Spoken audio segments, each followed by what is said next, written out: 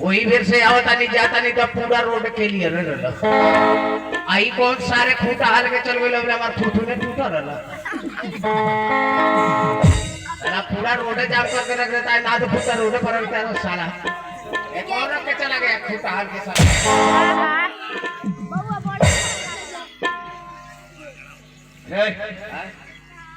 ये खूंटा खूंटा ना तो तोरा बाप का पूठा हो वही साला ट्रेन से उतरल भाई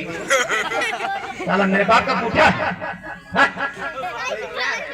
इसका नाम नहीं जानते इसका नाम है माई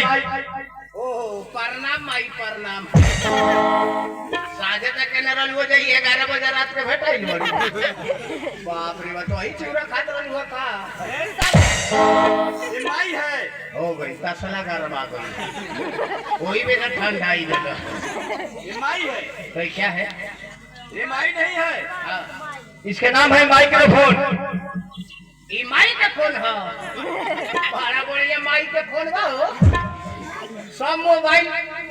बेगली में रहेला आई यही में लागो रहेला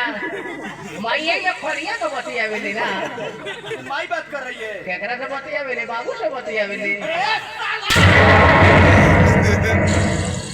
सहारा मौसा से बतिया बेले